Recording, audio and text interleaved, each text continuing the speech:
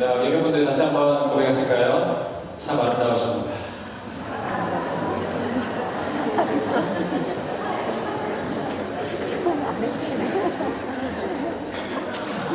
오늘 말씀은 영어로 먼저 전하고 그 다음에 한국말로 전하도록 하겠습니다. Today is Easter Sunday. Thank you for your enthusiasm. Jesus has risen from the dead. And why is this day so important for us? And I believe because the worst thing that could happen in our lives is death. Especially when our loved one dies.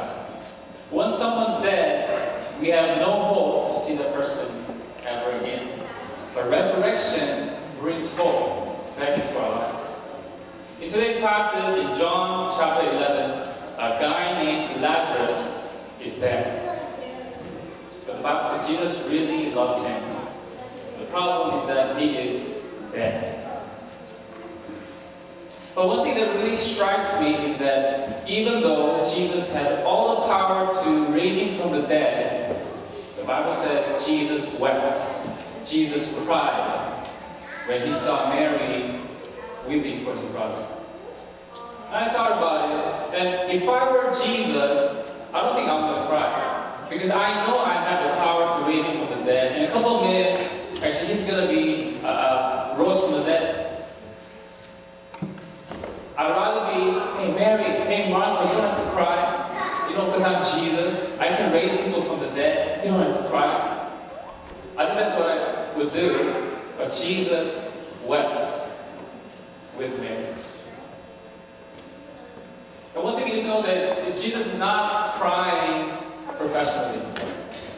Do you know that there are professional weepers that were hired in funerals to make the funeral more dramatic? How weird is that?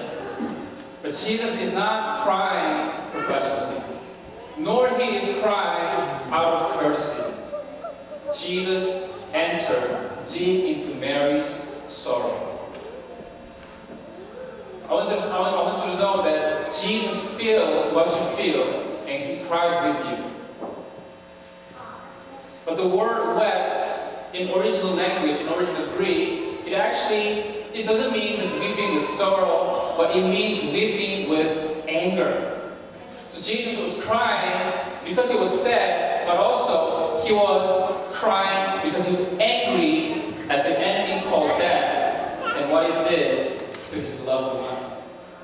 And the good news is that whenever we see Jesus becoming angry at something, we know that he's going to do something about it. So Jesus stood before Martha, and he said this, Martha, I am the resurrection. Do you believe that? I am the resurrection. Do you believe that? And when somebody says, I am Michael Jordan, then that person has to prove by playing like Michael Jordan. He has to dunk from free throw lines. He has to pass by 3 to 4 defenders and do double clutch shots and all crazy. Likewise, when someone says, I am the resurrection, he has to prove that he is the resurrection. And Jesus did. He stood before the tomb of Lazarus and he cried out, Lazarus, come out! And nobody came out. But that's not true. That's not what the Bible says. The Bible says, Lazarus, who were dead for 4 days, came out alive. Hallelujah. But not only that, after a couple of days, Jesus himself, he died on the cross, and he rose again from the dead, and he proved that he is the resurrection and the life. And dear friend, no matter how hopeless your situation looks like, please remember this. Jesus feels what you feel, and he cries with you. But when he does that, you will not only be comforted, but your dead hope will rise again. Because Jesus is the resurrection and the life. 예수님이 나사로가 병들었다는 소식을 들으셨습니다. 나사로는 마르다와 마리아가 같은 두 자매의 오빠입니다. 그리고 성경은 예수님이 이들을 참 사랑하셨다고 말하고 있습니다. 5절에 11장 5절에 예수께서 본래 마르다와 그 동생과 나사로를 사랑하시더니, 성경에 예수님이 어떤 사람을 특별히 사랑하셨다는 부분이 그렇게 많지 않다는 걸 보면은 예수님 정말 이들을 사랑하셨던 것 같습니다. 그런데 나사로를 사랑하시는 예수님이 그가 아프다는 소식을 들으시고는 어떤 이유에서든지 바로 가시지 않았습니다. 보통 누군가를 사랑하면 그 사람이 부르면 바로 가지 않습니까? 아무도 안 그러시나 봐요. 저는 제 와이프가 저를 부르면 바로 갑니다. 왜냐하면 제 와이프가 태권도 의단자이기 때문에. 아이들은 이게 아니고 제가 와이프 사랑하기 때문이죠. 동일하게 제 딸 류아가 4달이 됐는데 류아가 밤중에 깨면은 저희 와이프는 일어납니다. 저는 안 일어나는데 와이프는 일어나요. 사랑하기 때문에. 그런데 예수님은 분명 나사로를 사랑하시면도 불구하고 조금 기다리신 것도 아니고 성경에는 이틀이나 기다렸다고 얘기하고 있습니다. 6절에 나사로가 병들었다 함을 들으시고 그 계시던 곳에 이틀을 더 이루하시고 그 후에 제자들에게 이르시되 이대로 다시 가자 하시니, 예수님이 의도적으로 이틀을 그곳에서 더 기다리시고 그 후에야 제자들과 함께 나사로가 있는 곳으로 가시기 시작하셨습니다. 그런데 문제는 뭐냐면은 예수님이 발걸음을 옮기셨을 때는 이미 나사로가 죽었다는 사실입니다. 예수님이 좋은 의원이면 무슨 소용이 있습니까? 나사로가 벌써 죽었는데. 여러분, 때때로 예수님이 좀 늦게 오시는 것 같은 것을 경험하신 적이 있으십니까? 예수님이 바로 오셔야 되는데 좀 늦장을 부리시는 것 같고, 내가 그걸 할 때 바로 응답이 안 오고, 지금 도와주셔야 될 것 같은데 지금 안 도와주시는 그런 경험을 우리가 할 때가 있습니다. 우리가 그런 경험이 있으면은 이런 생각이 빠져요. 하나님이 나를 사랑한다고 하시는데 왜 지금 도와주시지 않을까? 하지만 우리가 알아야 할 것은 하나님은 금방 오시지 않습니다. 하나님은 갑자기 오십니다. 그 갑자기 타이밍은 하나님 정하세요. 근데 중요한 것은 그분은 결코 늦는 법이 없으시다는 것입니다.